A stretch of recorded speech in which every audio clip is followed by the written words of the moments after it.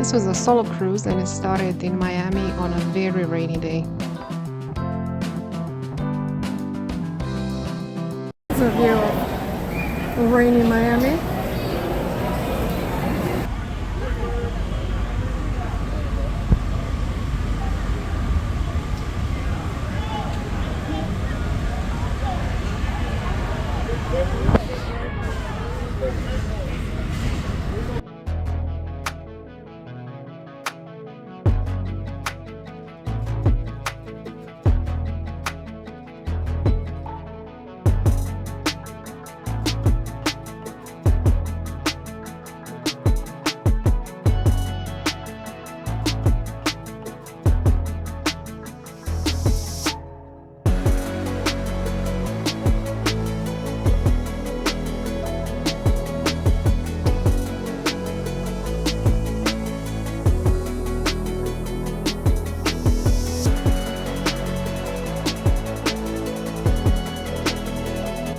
I did manage to film some of the sail away party, but unfortunately there was a lot of music.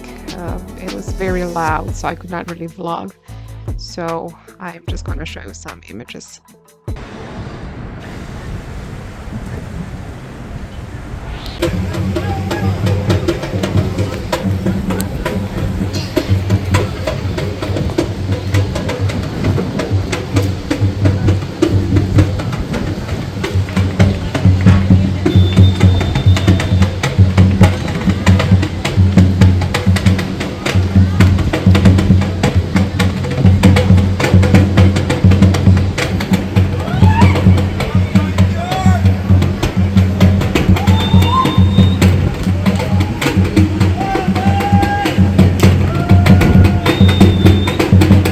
For this port, I have booked an excursion to go to a day resort called Turquoise Bay.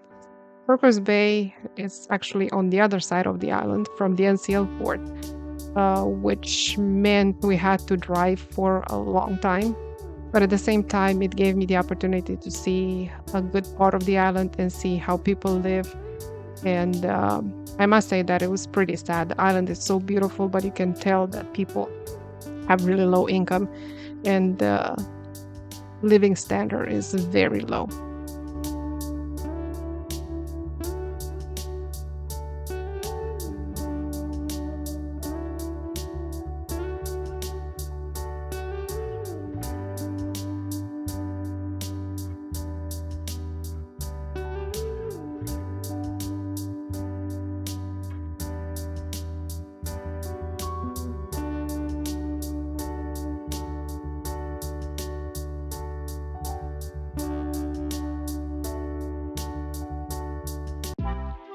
Turquoise Bay is a very beautiful resort. I really enjoyed my day at the beach. The staff was very friendly, the service was amazing, the food was great. One thing I did not like in particular was the water. Although it was clean and very warm, it didn't give you that sensation that you're in the ocean. It felt more like you're in a pool. And it's probably because it's located in a bay and the water doesn't move much, but that could be just a matter of personal preference.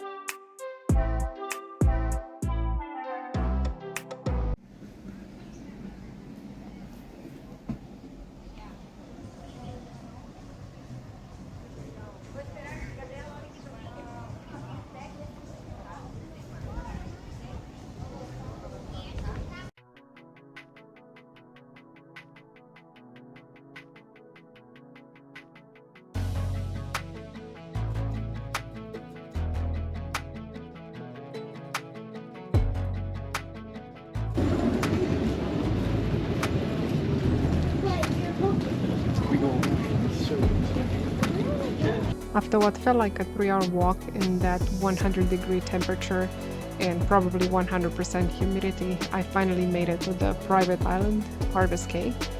This island is owned by the Norwegian Cruise Line, as I mentioned before, and one thing you should be aware of is the fact that nothing is included. I know that some other cruise lines have private islands where you can enjoy some free food, some free drinks. This is not the case on Harvest Caye. So please be aware that you will have to have some method of payment if you want to drink anything or rent a beach chair or eat something. That's a hell of a step.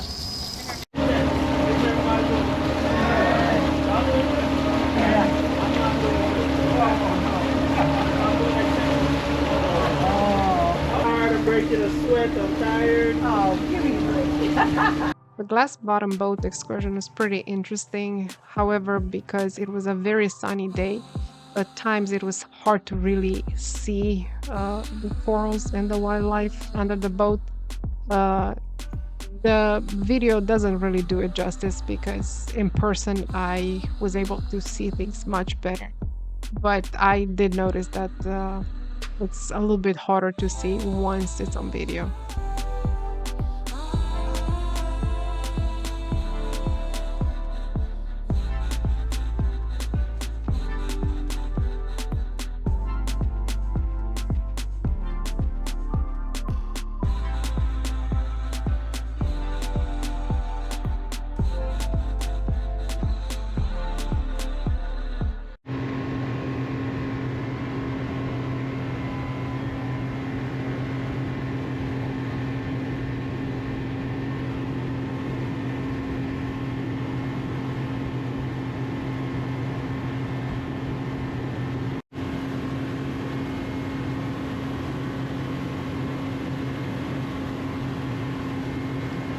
After my excursion, I went to visit the island a little bit. It has a lot of shops, a lot of restaurants, bars, a very nice pool area, a very nice beach area. There are also other activities such as paddleboarding, kayaking, zip lining. There's also some sort of a nature preserve where you can see all sorts of local species of birds and animals. So all in all, there's something to do for everybody. As I was saying before, the main caveat is the fact that nothing is included with your cruise. So you'll have to pay for everything you want to do on this island.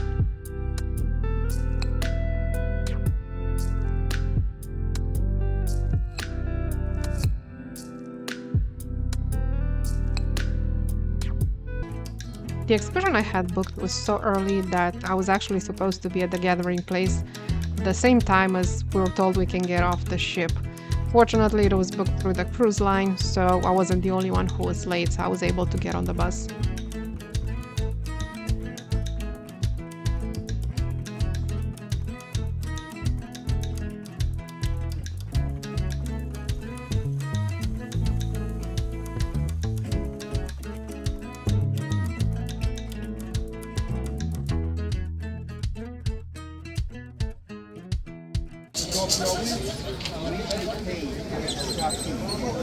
Right on that.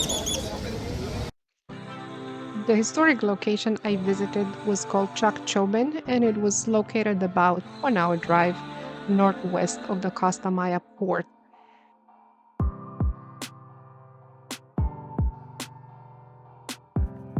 The first temple we visited is called Temple 24, and it's only about 1300 years old as compared to the complex in general, which is believed to have been established 3,000 years ago.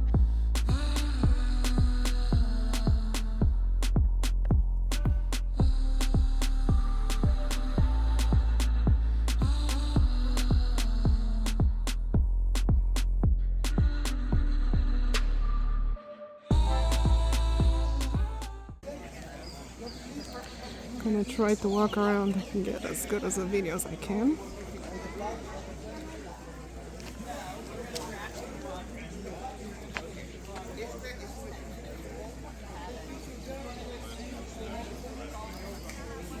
After a fairly short walk, we made it to another location called the Gran Basamento, which is a place where you could go up some steps, and at the top you could see some more structures.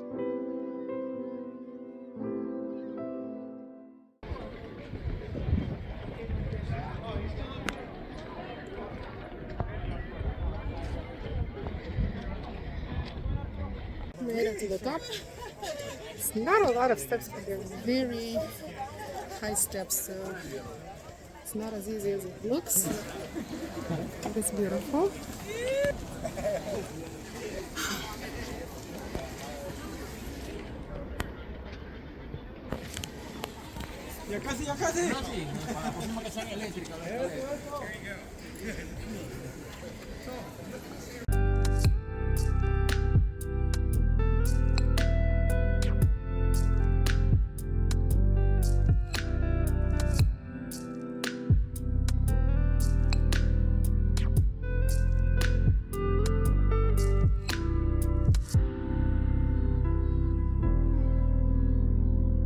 The last stop on the tour was the Temple of the Vessels, where Mayans used to keep materials for various religious ceremonies.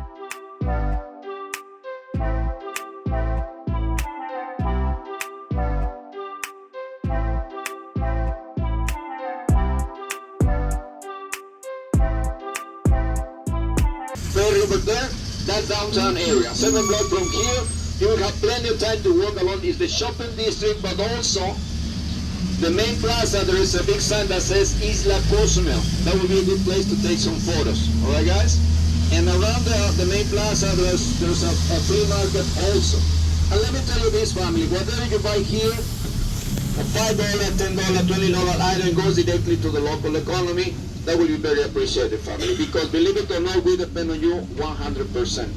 No farms, no factories on this island. Share it so you can support the local economy, all right? Before I continue, The next morning, we're in Cozumel, and I had booked an excursion to go spend half a day at the resort on the beach. Unfortunately, the weather was not cooperating, and the currents were so strong that we're not allowed to get in the water. Also, as soon as I got off the ship and I was walking towards the port, the wind was so strong that it took my hat, and it was quite unfortunate because the last port day, so for one more day, I had to go and buy a hat, and as you can imagine, it was not cheap.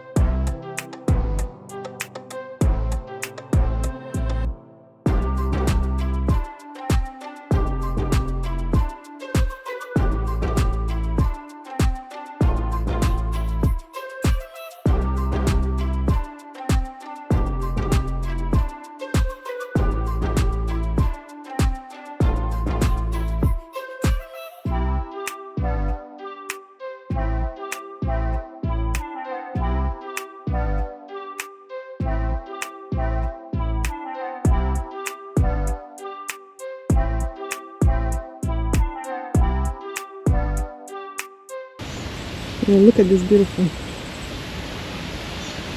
little houses. It's absolutely gorgeous, and these plants, I think, are very well taken care of.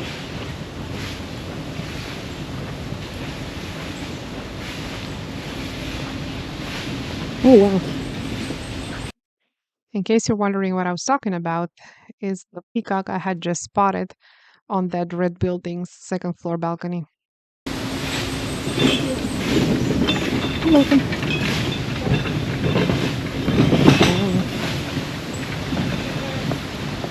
I am speechless.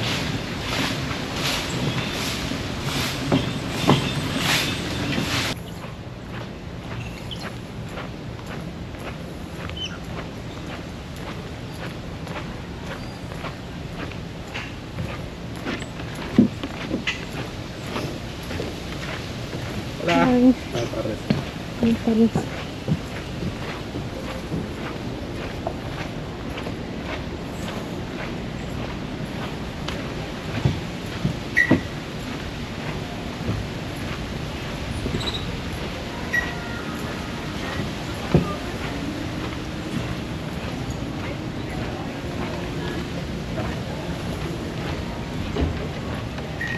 And the cute flamingos. When I came in, I saw two of them, but I thought they were fake because they were moving. Such a beautiful place. When I got back to the port, I stopped to get some souvenirs and a bottle of local original mezcal. At least that's what I was told. And then I headed back to the ship. Cozumel has 3 cruise ports. The one that Norwegian Cruise Line uses is called Punta Langosta. And it's a very big complex. I have never seen a port that big with that many stores in my entire life. You are happy all the time. Washi happy smiling makes you be alright. Washi happy happy smile smiling everybody. Washi happy happy smile smiling with somebody. And because it was the last night, I had dinner with the Solo Cruisers group. Our coordinator was able to join us for a little while, and he wanted to say goodbye to everybody. Say something to the camera. Something to the camera. It was a pleasure. It was best solo group. It was my first on this contract, so I hope that all the other will be like this. Cheerful, happy, smiling always, and I hope I see you again on your next cruise. Thank you very much. Thank you.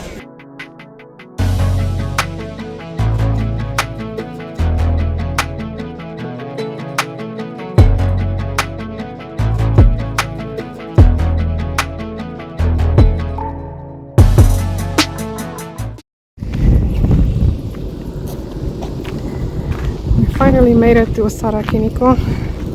I don't know if I said this name correctly before. And it is gorgeous. A lot of dust. And it doesn't seem like there's any kind of shade maybe when we get down. So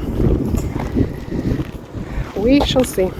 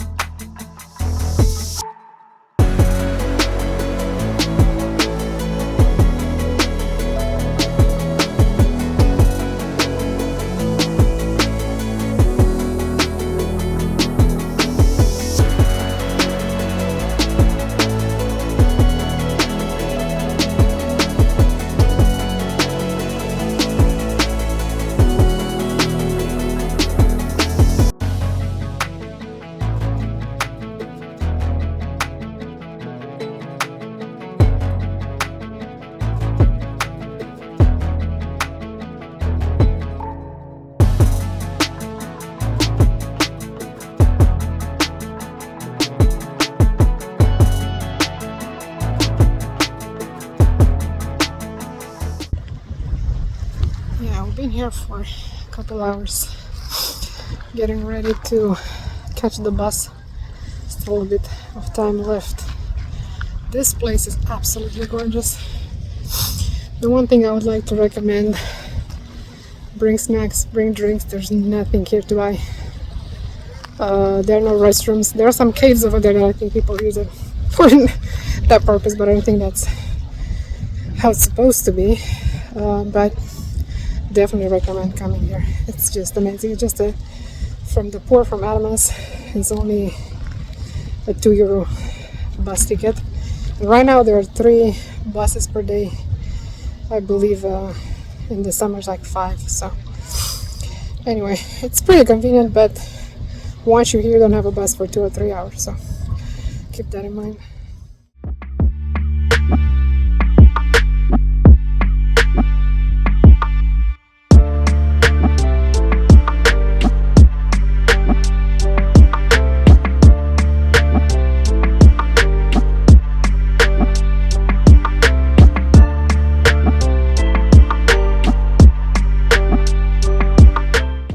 Finally made it. Just a word of caution.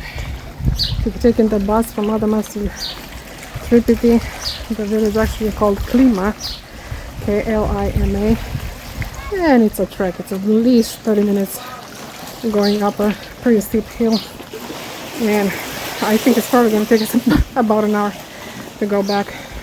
I'm going to have to take some breaks.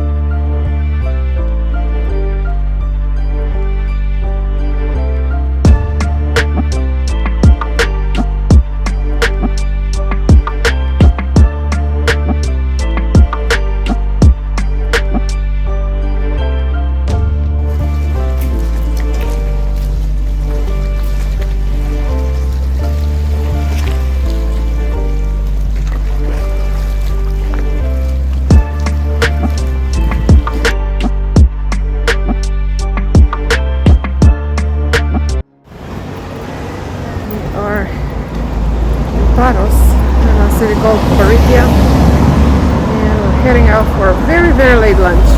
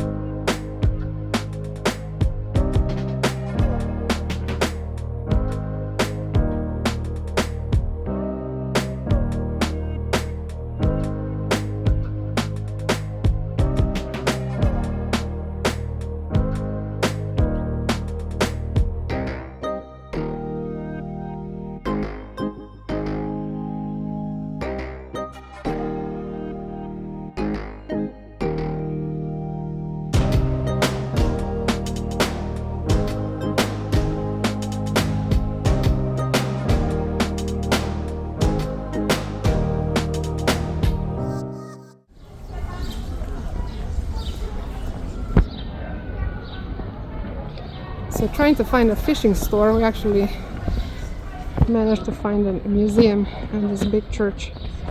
So I want to walk around a little bit.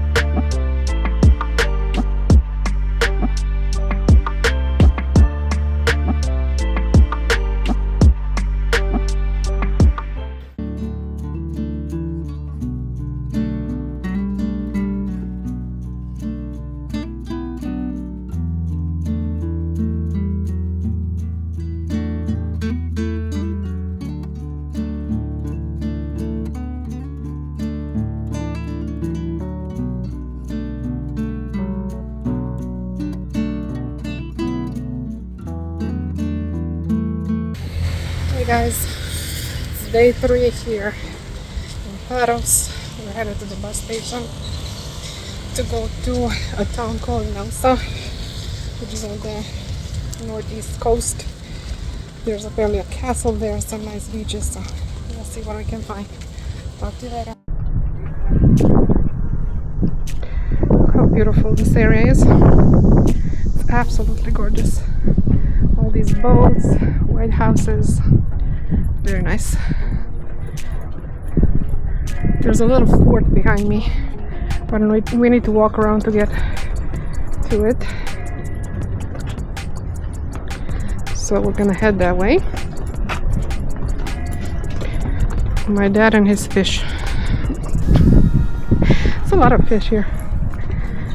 I've seen a few big ones.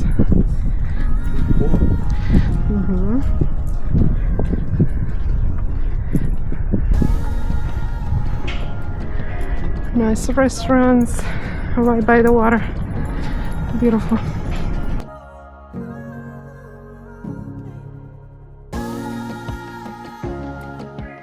Here's the entrance to the path that takes to the fort.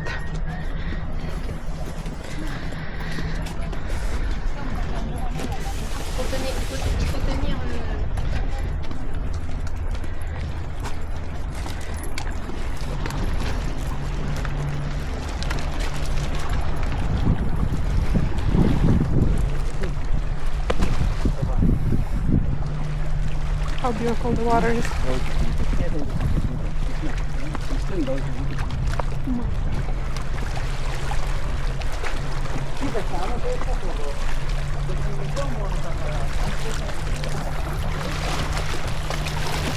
This is absolutely gorgeous.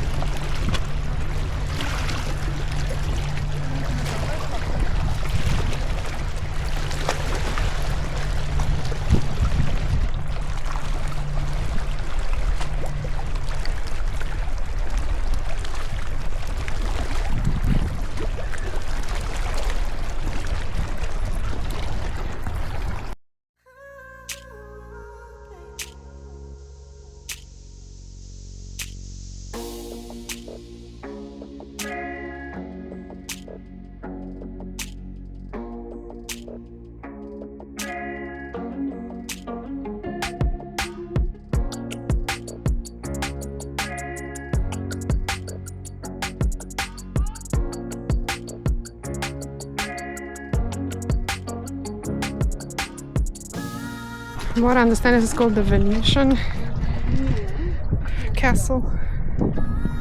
Why Venetian? I'm not sure. Maybe because by the water.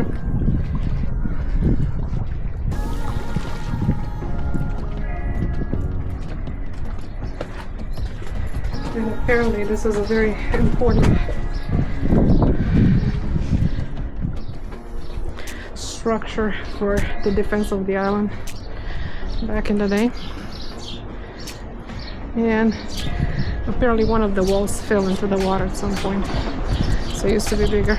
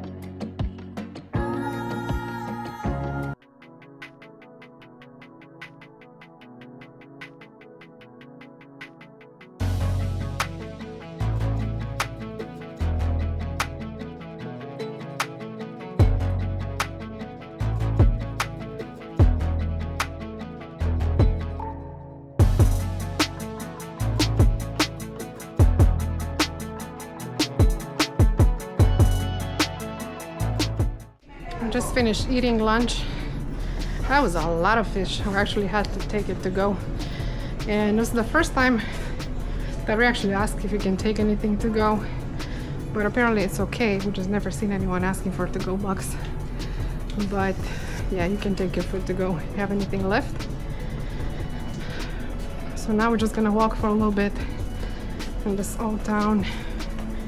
We have a bus in about 50 minutes, so we might even have time to take a break to get a gelato. It's pretty hot today.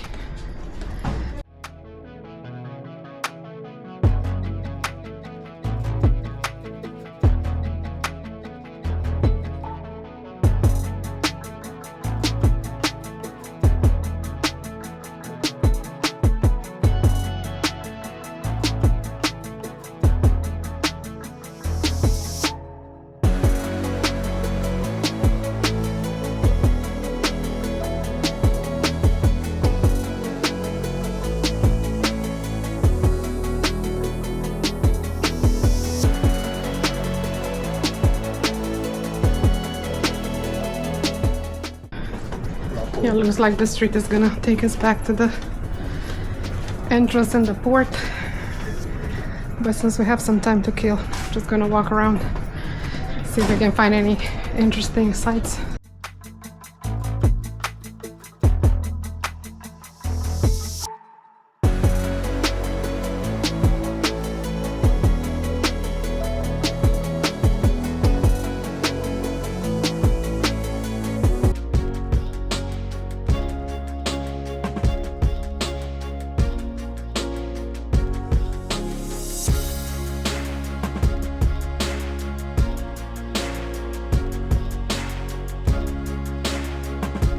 Heading to the bus station. I don't know if you can hear me. It's pretty loud behind me. I'm gonna go to Lefkes, which is a village up on the mountain. My dad decided that he doesn't want to join, so he's just walking into the bus station and then comes back. He'll come back to the hotel to get some rest. He went fishing at 6 a.m. so with this heat, he's tired.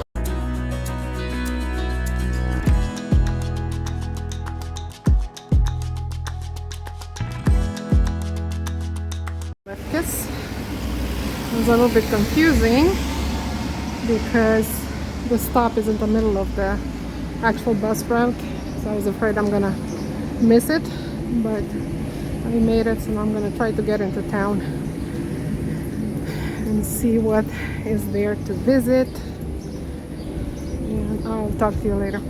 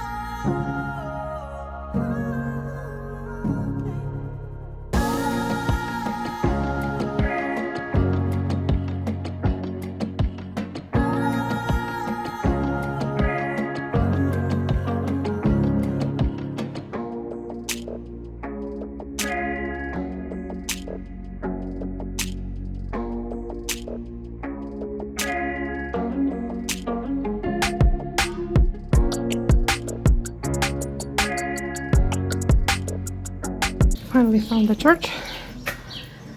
I'm not sure if I can get in, especially with the shorts I'm wearing, but I'll try.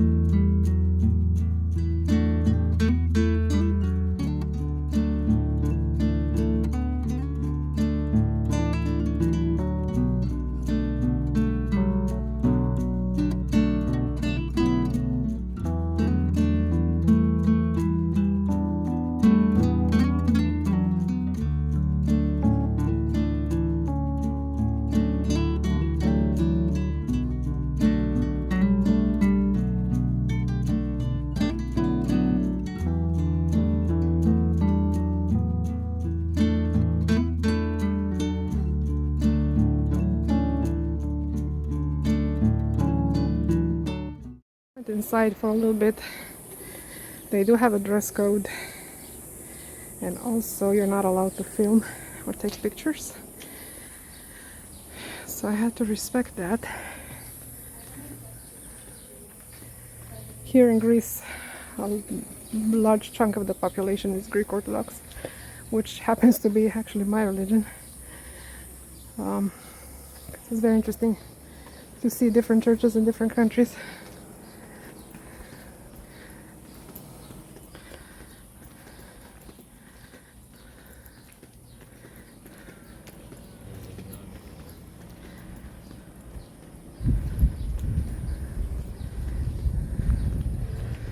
From up here you can actually see all the way to the sea. It's so beautiful. Looks like it might be the town center.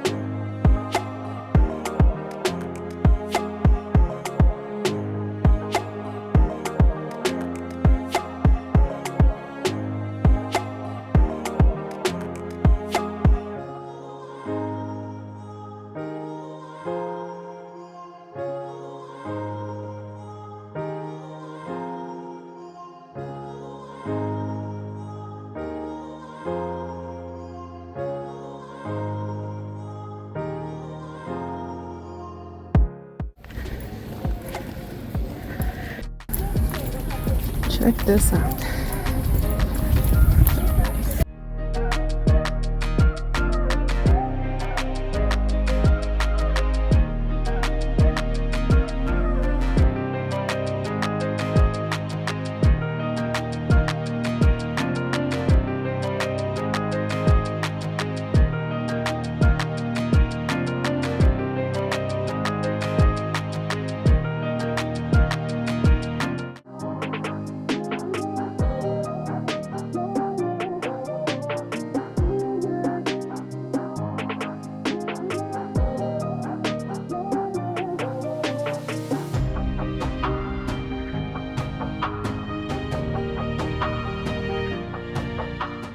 Here we go. We're going to a town in the north of Georgia called Dahlonega. Hey guys, I made it to Dahlonega. First stop is the butterfly farm, and I wanted to stop here before checking the hotel, because check-in is not for another 2.5 hours, so I have plenty of time to visit here. I may even make it to the gold mine before I check in. But that's kind of what makes monarchs so special. Monarchs in that super generation, they live for like 8 to 10 weeks. So, yeah. I think therethere's something poetic about the most beautiful part of their lives being the shortest. But, yeah. Well, like, they'll be in these guys for like a month upwards. Yes, monarchs are the orange ones that migrate all the way to Mexico. They go from Mexico back home up to the Midwest and Georgia and the South.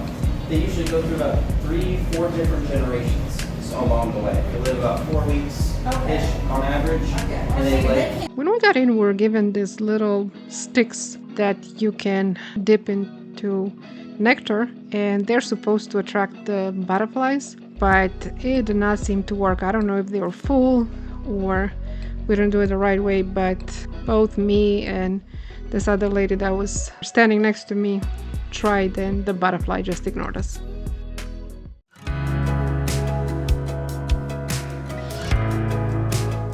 And because it was such a beautiful day, after I was done with the butterfly house, I decided to go outside and walk around the property.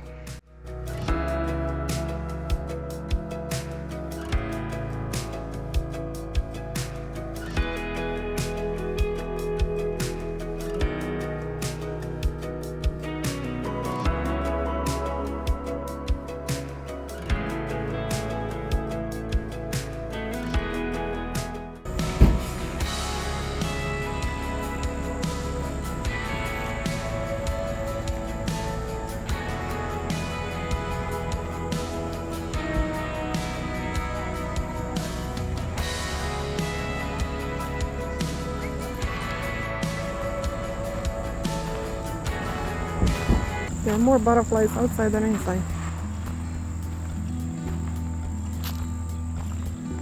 But I still think, should go check in and pay the $9 so they can fund this place. So many butterflies everywhere. So beautiful.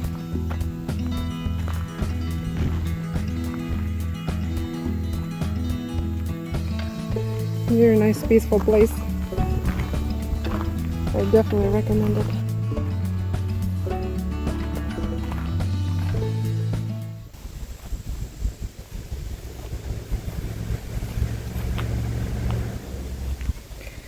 It's a nature trail over here that they were telling me about. No, I don't know how far I can go down without running into some wildlife that I really don't want to meet, but there's a gnome.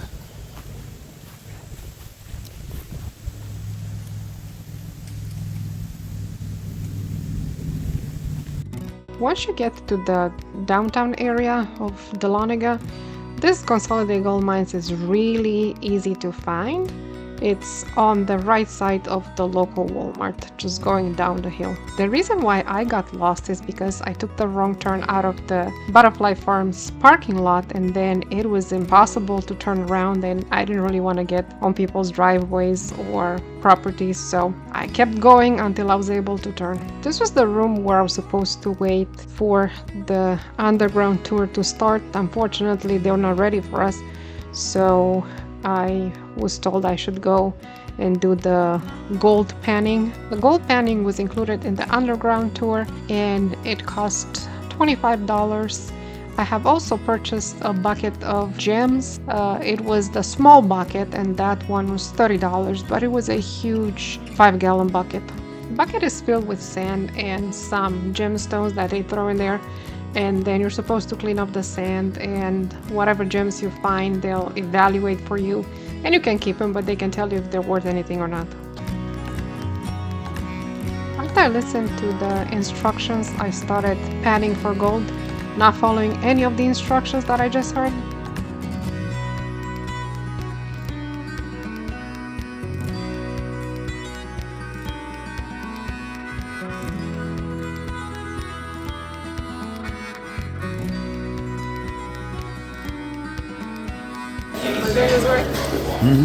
Get the sand to the red line by tilting the pan down. Shake it right up to the red line. There you go. Now keep it tilted like that. Push it all the way to the bottom. Keep it tilted. Now push it all the way to the bottom with it tilted. All the way. There you go. Now come up. Next time I want you to push a little harder. Do 6 shakes to the line. 1, 2, 3, 4, 5, 6. Now a little harder when you push down all the way to the bottom. Beautiful. That was perfect. Now you're a professional. 6 shakes, push it underwater. There you go. 6 shakes. Push it to the bottom. That's it. Nice. And if you weren't able to find any gold, you can actually buy this little container as a souvenir for $5.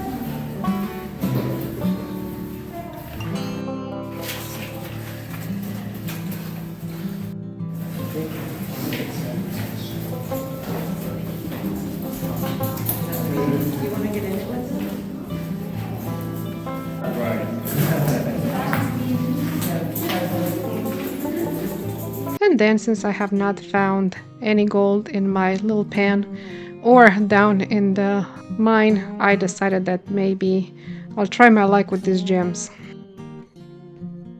As I was saying earlier, I decided to get the small bucket and it was a 5-gallon one. So be aware of that. I didn't think it will take me too long, but to be honest, about halfway through the bucket, I was tired and I was ready to be done with finding any precious stones.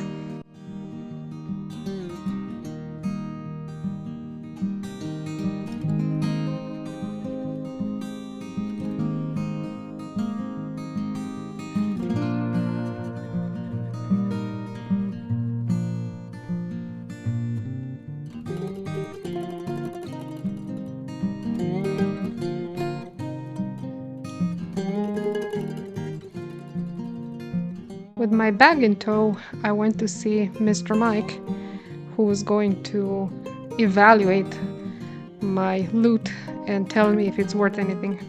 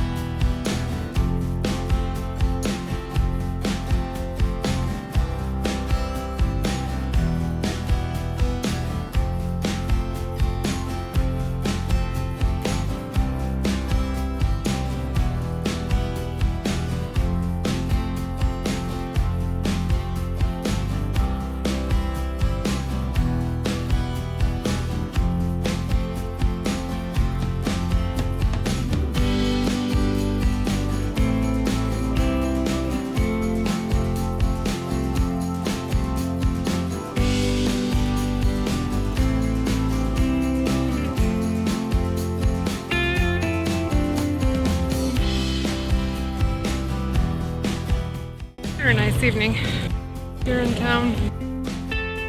Quite a few people out, but it's not small town feel. Really cute. Probably gonna get up tomorrow morning and come back. I'm assuming there's gonna be less people than now, so maybe I can catch some better shots. Talk to you later.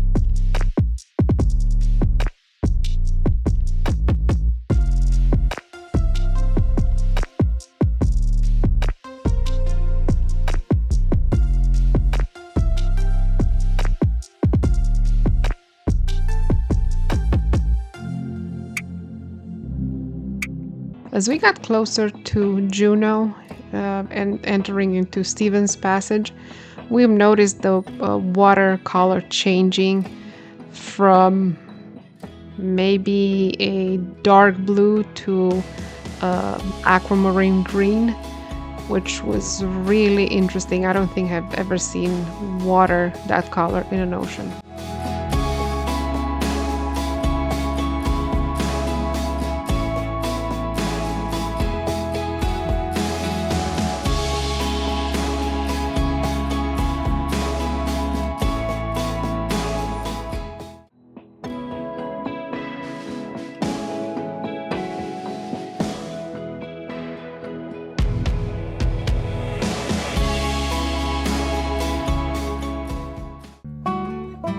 As soon as we got off the ship, the beautiful weather transformed into this pouring rain, and we got soaked waiting for the bus.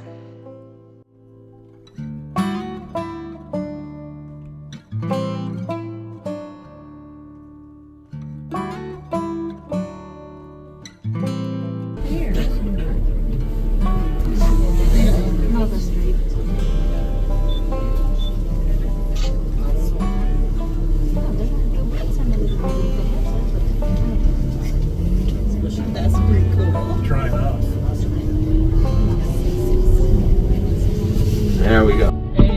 550. This tour was a self-guided one, so as soon as we got to the park, the driver gave us, I think, about 2 hours to explore the park and gave us the time to be back to the bus. And in the Mendenhall Glacier Park, there are two main trails. One of them is to get to a place called Photo Point, which has a great view of both the glacier and the waterfall. And then the actual waterfall trail, which is about 2 miles. It took us a good hour to go there and come back. And I think probably about 25 minutes to get to the photo point. So the 2 hours were reasonable, but I didn't feel like there was a lot of time to waste in those 2 hours if we wanted to be able to see both places and actually get back to the bus on time.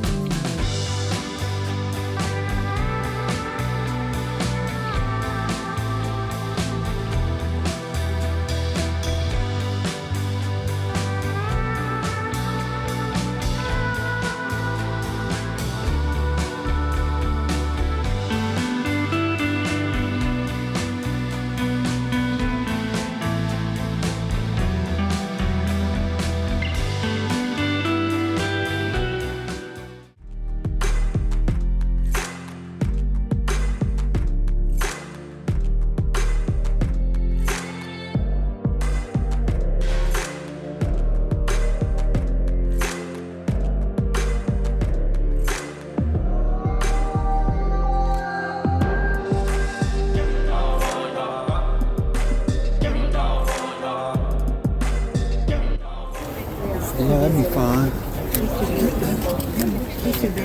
Bring my sunglasses. Heading towards the falls.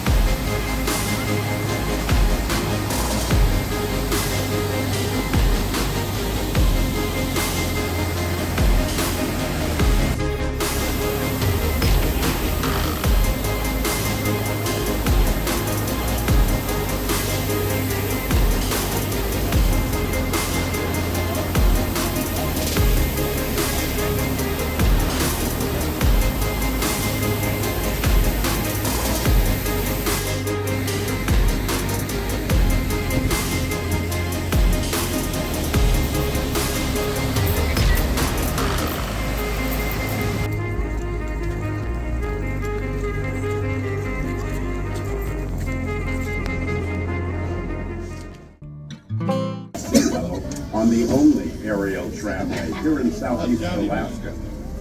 Gold Belt Tramway is owned and operated by Gold Belt Inc., which is a local Alaska Native corporation. We were built on August 10th, 1996. We will be passing through an Alaska temperate rainforest, which averages 90 inches of rain and 100 inches of snow per year. Some of the trees you may notice are the western hemlock, the Sitka spruce, and red alder. The Sitka spruce gets its name from a Tlingit island called Shiatakahat. It has since been changed to Baranof Island. It has small, sharp pines, but it is the largest spruce in the world, so fittingly, it's the state tree of Alaska. The western hemlock are similar-looking trees with the droopy tops. The Tlingit people found this wood handy for making utensils and coats. The red alder are the green leafy trees you see. Its uses include smoking salmon. After the summer harvest, much of the food was preserved and stored. As you venture down to the Sky Bridge, we have Gold Belt Tram Gifts. This is truly one of Juneau's finest gift shops. It features a gallery of genuine artifacts, so go on in and admire the quality work. Or at times visit with a local carver who does much of his work right there in the gallery. And while at Gold Belt Tram Gifts, you can pick up your souvenirs or a variety of other Juneau mementos.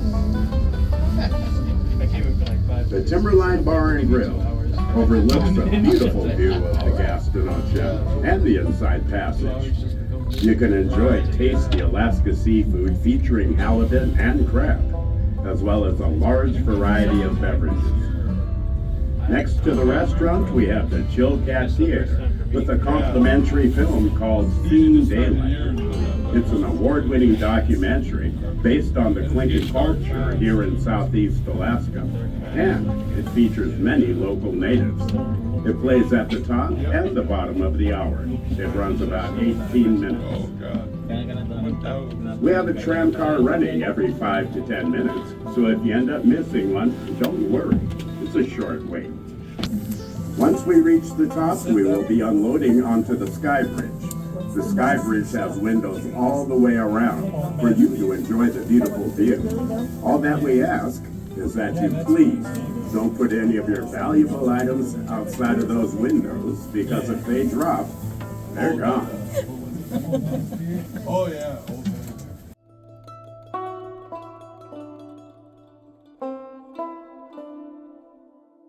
I thought $55 was a little bit much to get up the mountain, but the views are just unbelievable.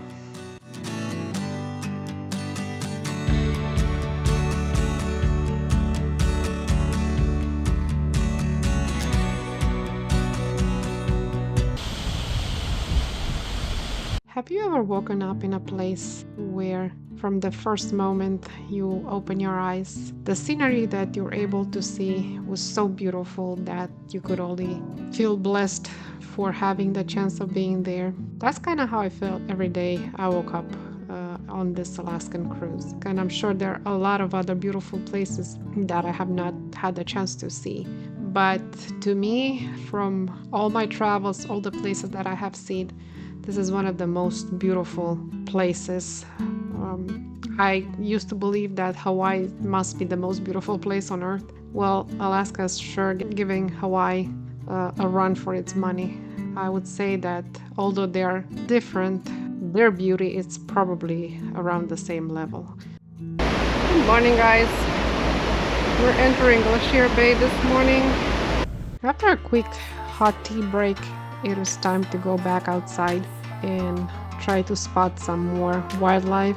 And here you're seeing a little seal floating on a piece of ice. Also, we started seeing a lot of sea otters. At some point, there were so many, I thought there were some pieces of wood floating on the water, but no, actually the park rangers told us that there are sea otters floating together on the water.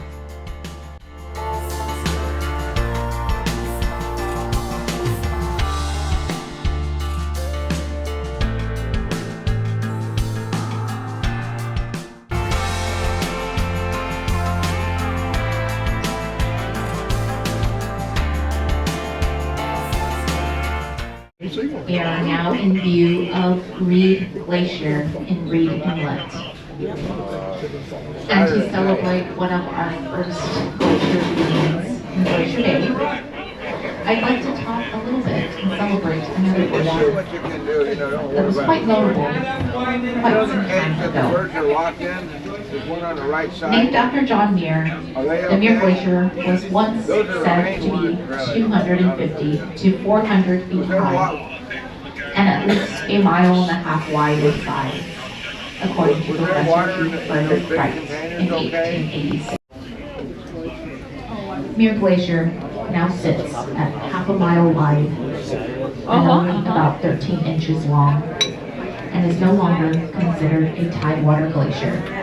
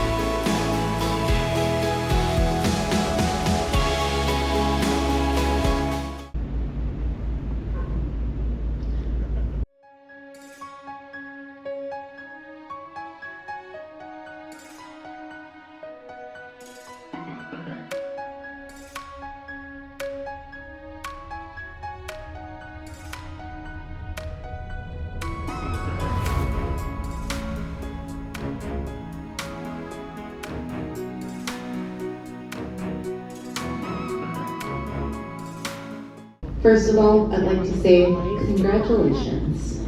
Together, we have traveled about 65 miles up the bay. As we're preparing to stop, we are at the end of Tar Inlet. And if you look front of the bow to Grand Pacific Glacier, less than a mile from where the glacier sits is the Canadian border. Don't worry, you won't need your passports right now. It's here that we'll be stopping for about 20 to 30 minutes on each side of the ship so that we enjoy this time together. I strongly recommend going outside to get the best view. But of course, on the way to the cabin, the ship started turning around, so I had to take a couple more videos, and then I went to meet my friend for lunch.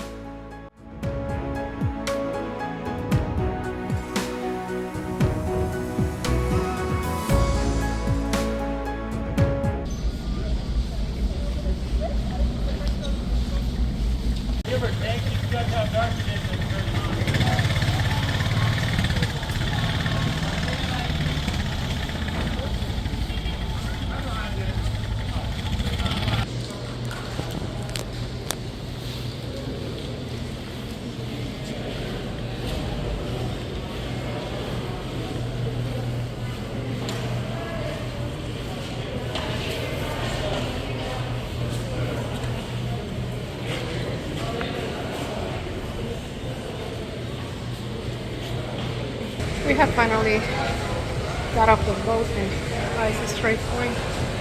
Still have a few minutes until we need to meet with our excursion guide. So we're gonna hang out around this port. It's pretty interesting. It's like a cabin in the mountains, which I guess makes sense.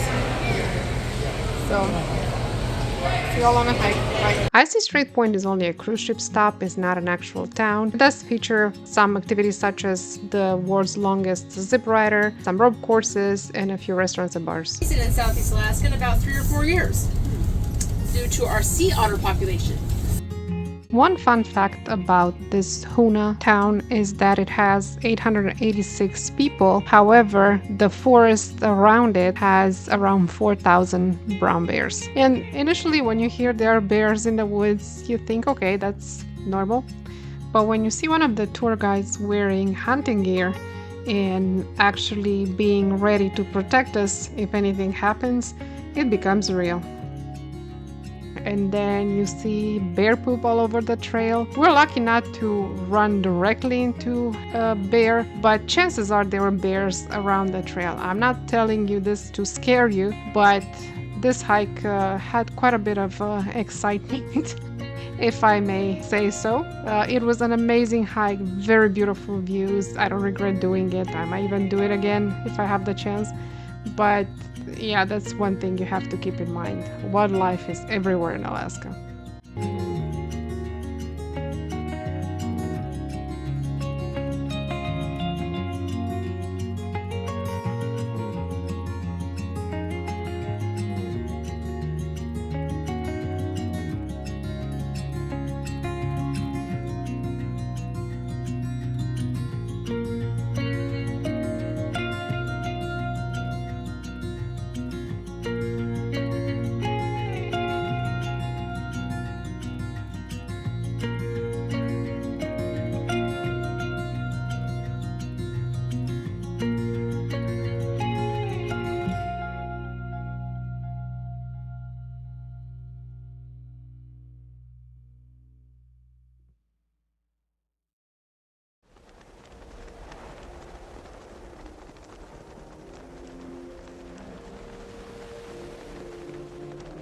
Slippery, there are holes.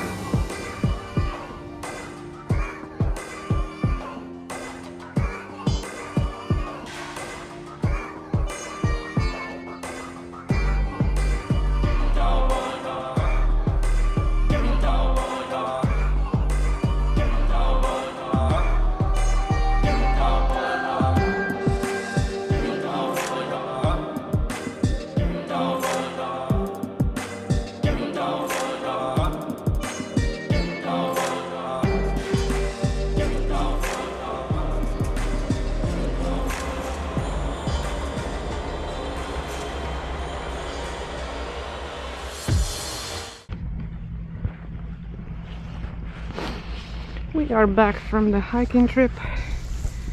We're about to get back on board. It was a very beautiful hike. We learned a lot about this place. And now back to the ship for a drink or two. Beautiful day here in Sitka. It's pouring rain. It's supposed to rain until noon, so that's gonna be interesting. We have a tour at 11:15. Although I was aware that Alaska has been a Russian territory, I was not really expecting to see still so much influence of the culture. And we could see Russian stores, and on some of our trips we could pass Russian cemeteries. So it was pretty interesting. It was something that I probably wasn't expecting that much. Not to mention the name of the island, which is Bernov. I do have disappointing news for those who liked the movie The Proposal. That movie was not filmed in Sitka. Sorry. Welcome everyone. We're going to be heading right down this way. Follow on the sidewalk and then head into the black doors up front.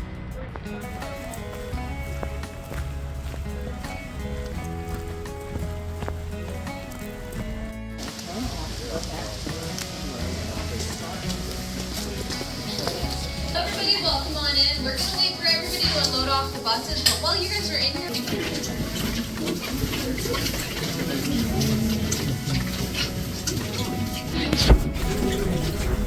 Birds come direct from treatment from all over the state of Alaska. Sometimes they're essentials, and sometimes we have to go by speed.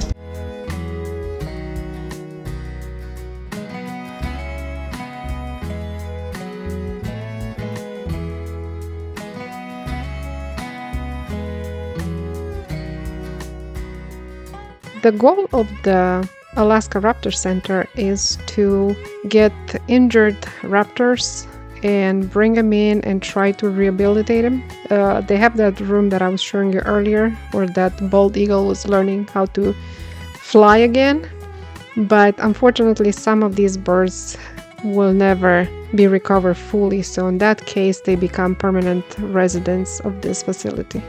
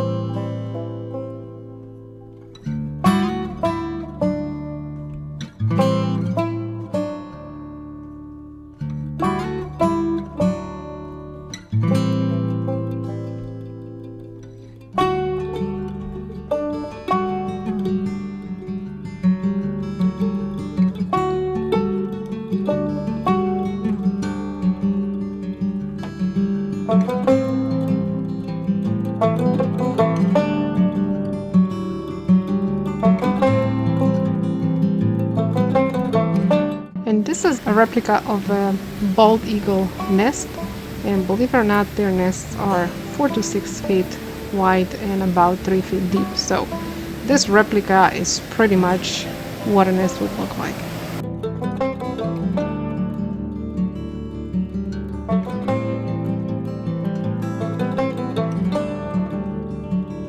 Fortress of the Bear is a rescue place. It used to be a water station, and this organization decided to host orphan cubs. Unfortunately, there's a law in Alaska that states that bear cubs that become orphan have to be euthanized because they will not be able to survive in the wild by themselves. So this organization is trying to spare the lives of as many cubs as possible.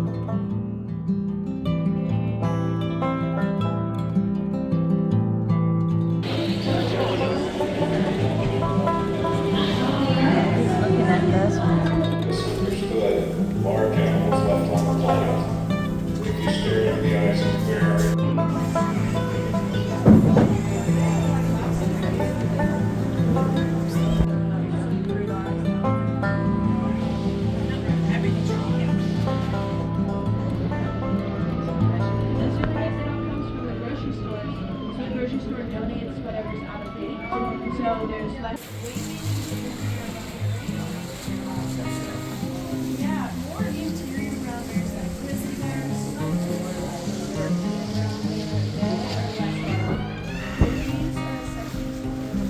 How beautiful.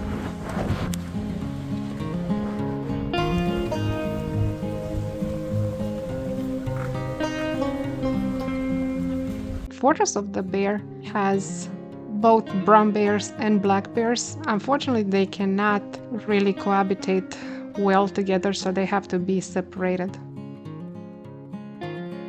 I didn't catch the names of the brown bears, but if you want to know, here are the names of the 3 black bears. Before we get into our facility, so the first rule is always wash your steps. As you can see, there's ground out here. The second rule is always stay with the group. We are an active facility, so we do have that.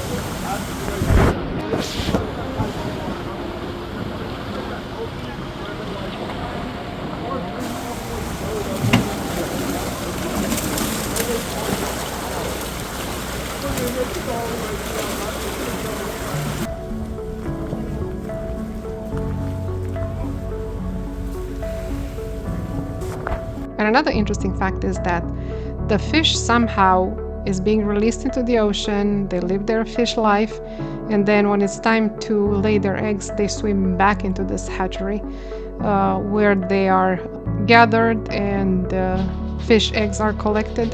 And since they said these are touch tanks, I decided to touch one of the sea anemones, but it just felt like touching scotch tape. And yeah, I did that one, and then I gave up touching sea creatures.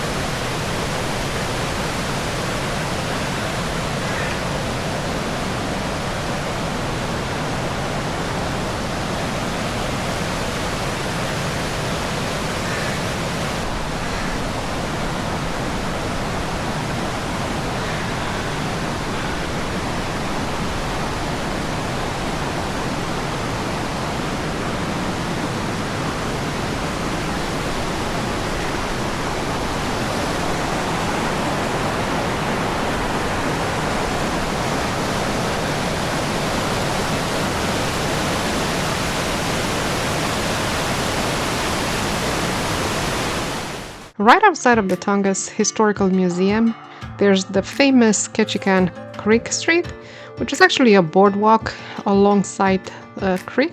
And from there you can take a funicular or a tram up the hill at Cape Fox Hill. The price of a ticket is $2. Unfortunately, I was afraid I would miss my excursion, so I headed back towards the port. Here, if you pay attention, you can see a lot of salmon jumping in the water.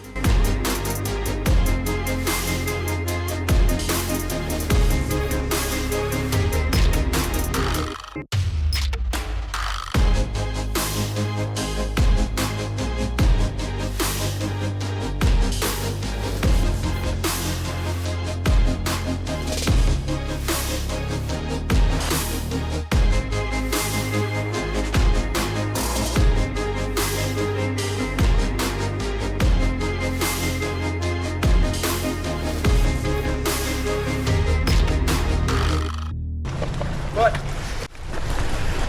now, I'll teach you a little bit more of the language. Right here, this is what we call a kutia. Now, if you guys can repeat after me, kutia. Kutia. Kutia. All right, kutia. Kutia. Kutia means marker or lane marker. Now, the reason for that is because this is what we call the Beaver House Memorial Pole or a house pole. What this does is it kind of acts as our address. So as you guys have numbers now, we used to have these. Now, let's show the clans that live here, which is the Beaver, Eagle, Halibut people. And so the way they would read it is from the top to the bottom. And the way you can tell it's beaver is because of the crosshatched tail and the buck teeth. And then you have the eagle in the middle. The way you can tell it's an eagle and not raven is because of the beak. The beak does curve down. And then on the very bottom you see that there is a halibut. And the way you can tell it's a halibut and not any other fish is because there are two eyes that are on top of his head. Now when the two eyes that are on top of the head. So after a brief introduction, we're invited inside the clan house to watch a traditional dance. Behind me and the screaming legs of the building.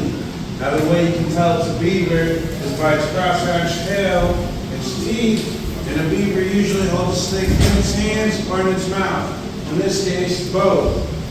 Right now you're standing in one of the largest clan houses built in the state of Alaska. Runs 75 feet long, 50 feet wide, and 30 feet high. There's my entirely Western red cedar, with the two exceptions of the stepping blocks, which may have yellow cedar, and the support beams, which go throughout the whole clan house, which may have Sitka spruce.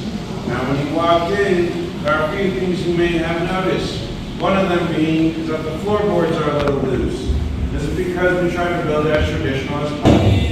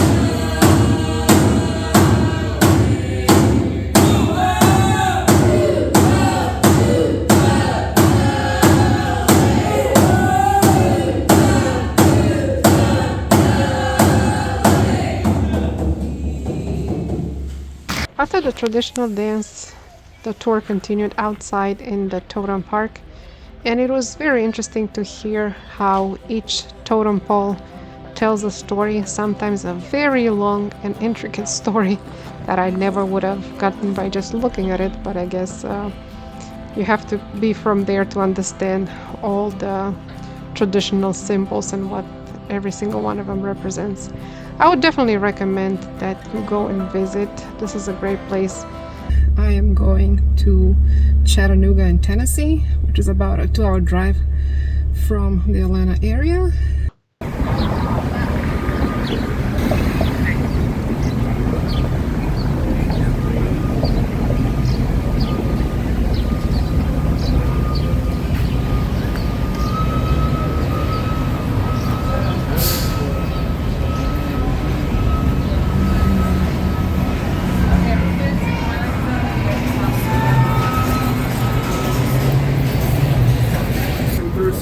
Like all of my electronics projects are being invoiced.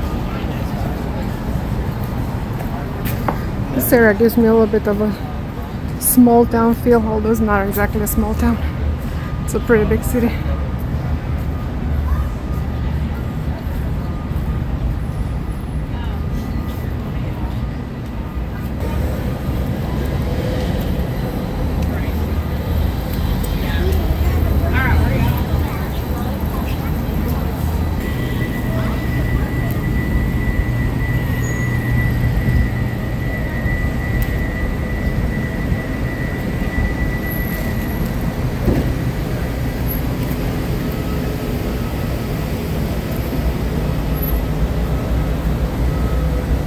Finished eating. I also drank a margarita.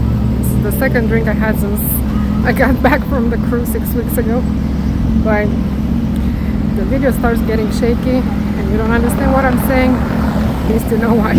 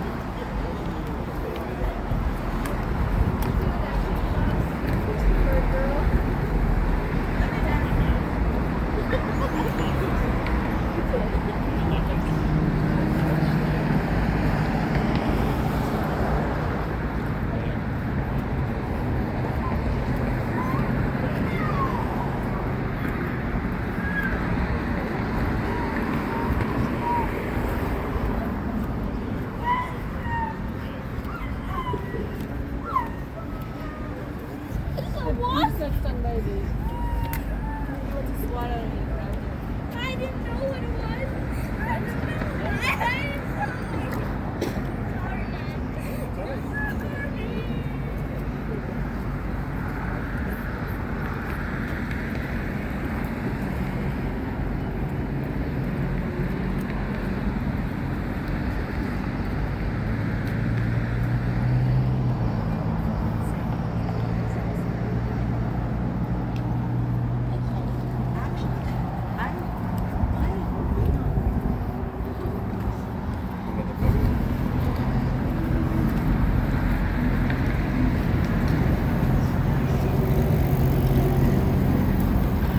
There's a riverboat coming. I have booked something similar for tomorrow. I'm not sure if it's gonna be the same boat or not, but this should be cute. Should be interesting to see the city. It will be interesting to see the city from the water. This is the exact one that I booked, so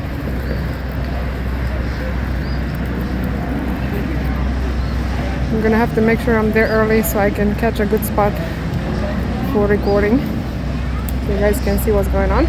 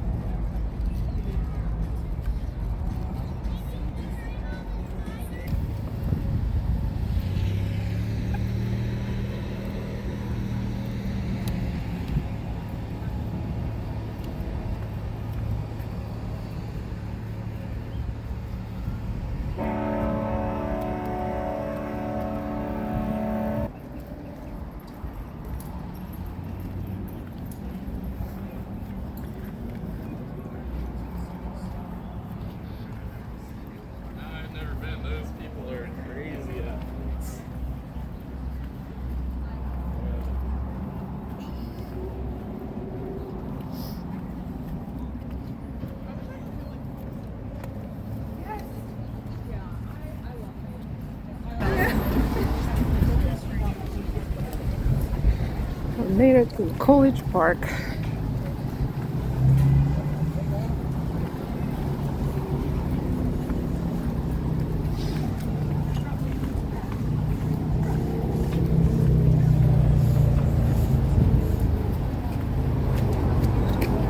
This is so cool. Kids can come here and draw chalk on the walls, on the ground. So cool.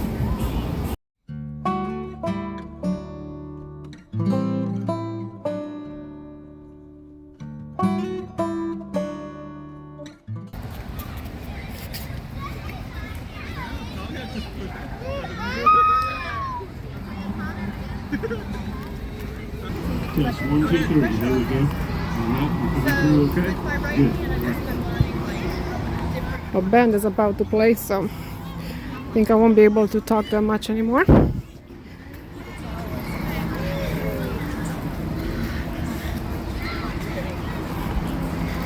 But you can still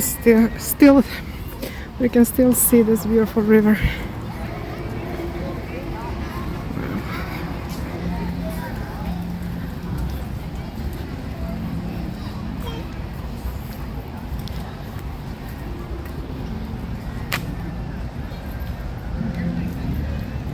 Now there's the river that I walked on, seen from underneath. So beautiful.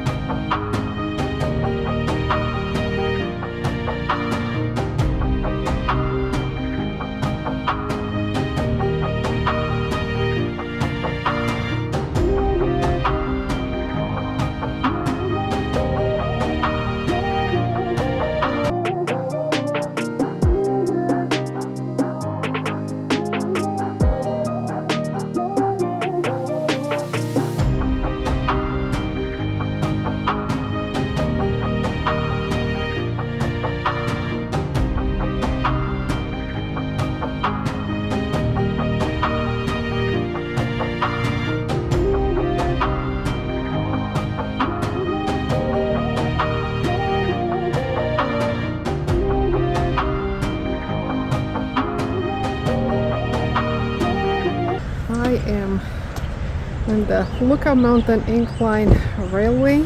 These are the prices for the Incline Railway. Round trip tickets, please reserve your ticket online, ideally the day before or even earlier than that, because they run out, and once they run out, they will not allow you to get on it.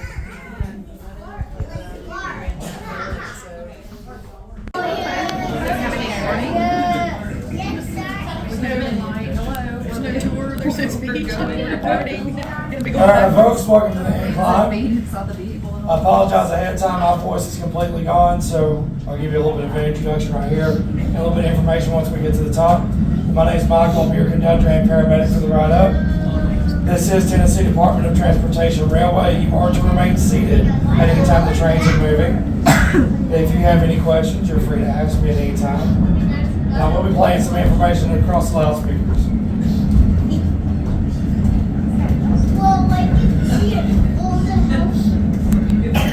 Board the Lookout Mountain Incline Railway, the world's steepest passenger railway and America's most amazing mile. Our incline car will travel nearly 1 mile straight up the face of Lookout Mountain at a speed of 600 feet per minute, reaching an altitude of 2,100 feet above sea level. The car in which you are riding was installed in March 2020. Each car is steel and was especially built for the incline at an 18-degree angle. Each car is 42 feet long and weighs 12 tons. Two 1 1/4 wire-inch cables carry the incline cars up and down the mountain. You should feel more comfortable about your ride, knowing that the cables have a combined strength of 142 tons. The cables are fastened under one car, wound around huge drums in the machine room at the top of the mountain, and connected underneath the other car, so that the cars act as two weights that are pulling. When one car comes up, the other car comes down. The entire cable system is changed every 3 years. Other safety features are an Otis elevator safety governor, which automatically locks the cars down if they go above a speed of 10 miles per hour. A giant automatic brake in the incline railway's machine room will lock down the cars in the case of a power failure. And there are manual brakes which can be used by the operators as well. In recognition of the incline railway's historically significant role in unique mechanical design, in 1974, it was designated as a National Historic Site by the United States Department of the Interior.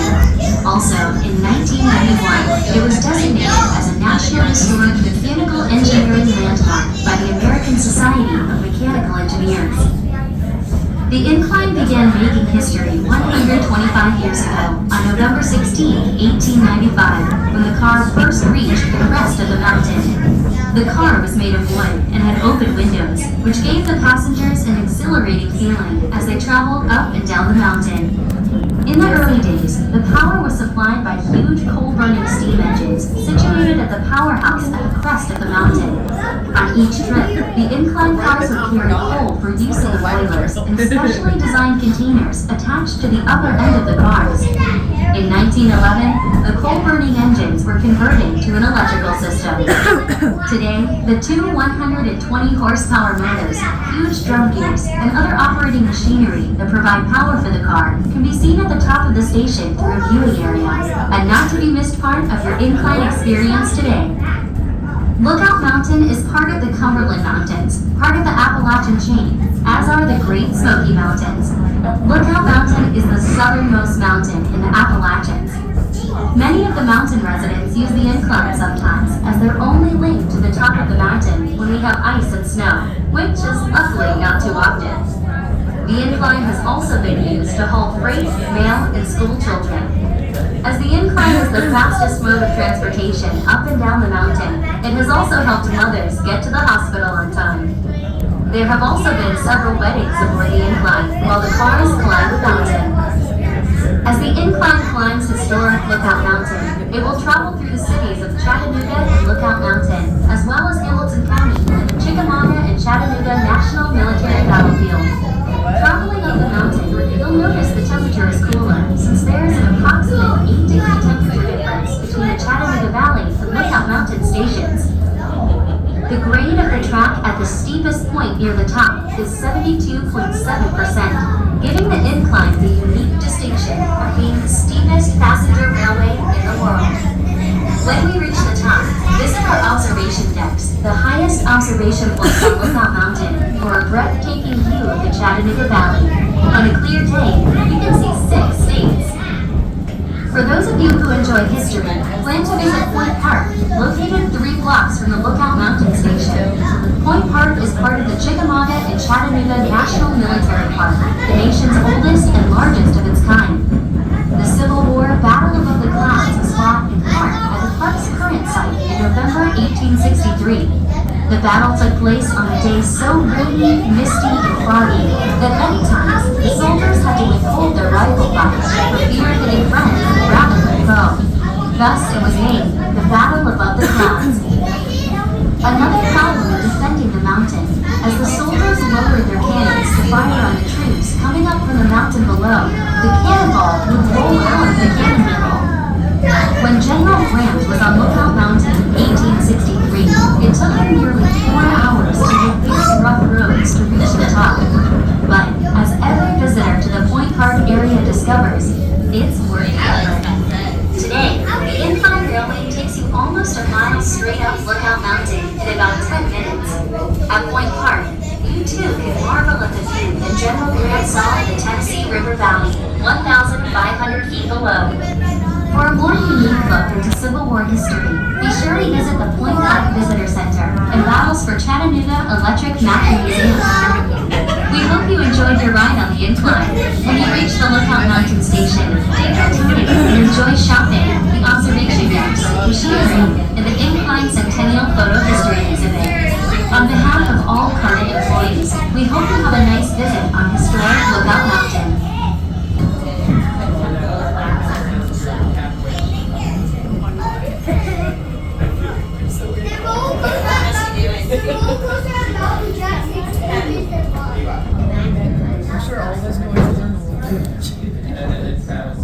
Alright folks, we get into the top station, remain seated, and I'll let you know when it's safe to get up and exit. Now this train will be leaving here at 9:40 Eastern Standard Time. After that, about every 10 to 15 minutes or so, so if you're not on the next one, it's okay. If you guys plan on staying up here in the area all day long until this evening, the last one going down will be at 6:40 Eastern Standard Time.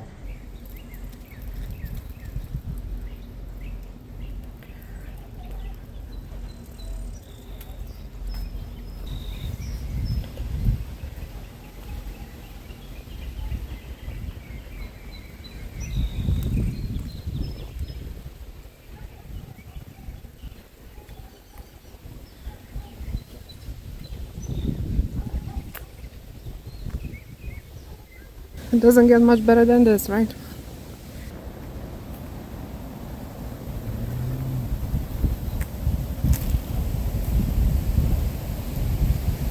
You can see the whole city and the river. It's absolutely beautiful.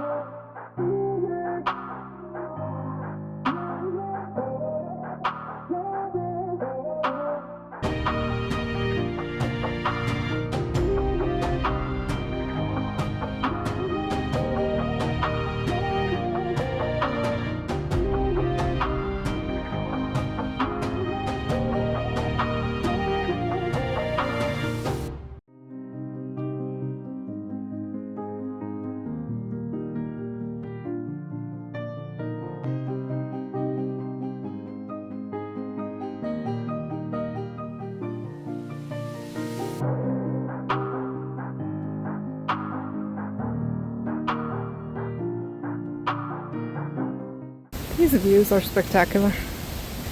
So beautiful. And then you can see some more down in the valley. Very nice. Well, I could tell there's some sort of a museum around here. I'm not gonna go to the museum, but if anybody is into that sort of stuff, you know, there's one. I think it's related to the Civil War.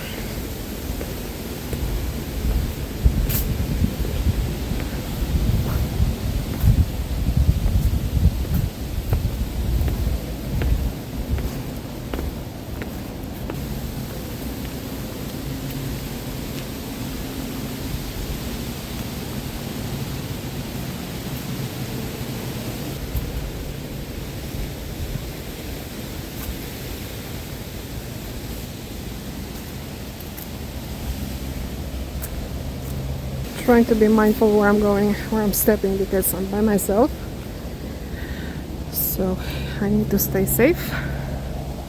There are a few people in the park, but I'm not sure there's any wild animals or not. No idea.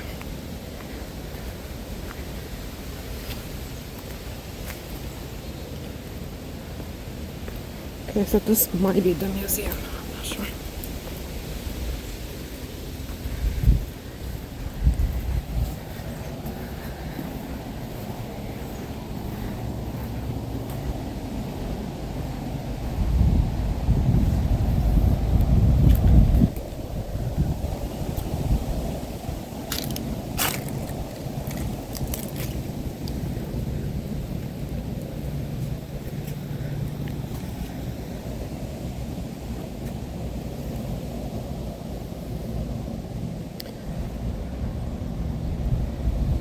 There's an explanation of what you're seeing here.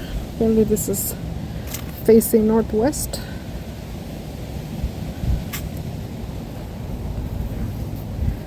I just think the view is amazing.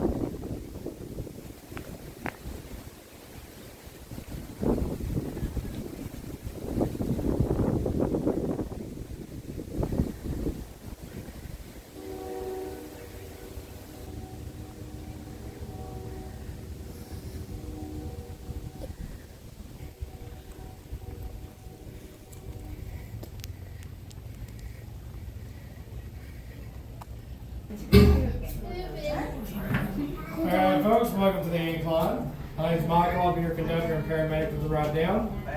This is Tennessee Department of Transportation and Railway. You are to remain seated at any time the trains are moving. If you have any questions, you're free to ask at any time. Enjoy the ride down. The car in which you are riding was installed in March 2020, and its many windows were designed to offer a magnificent panoramic view of Lookout Mountain. It brings out the mountain laurel and rhododendron, and in the fall comes brilliant illuminations of the harvest.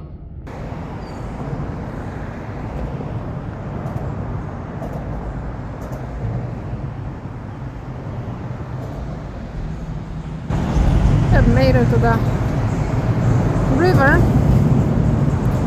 Still a lot of time, 1 hour and a half until the boat leaves. But it's pretty cool, so I'm gonna walk around.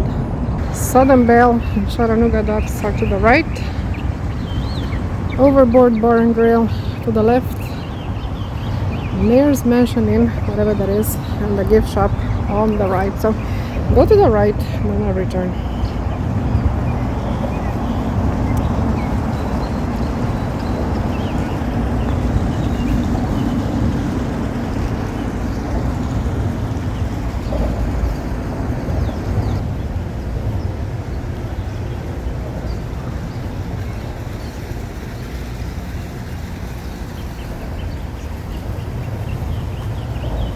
You can see the water is pretty high, and I think it was a little bit higher. I don't know if this is something recent because of all the storms we had, or this is how it normally is. Somebody knows, let us all know.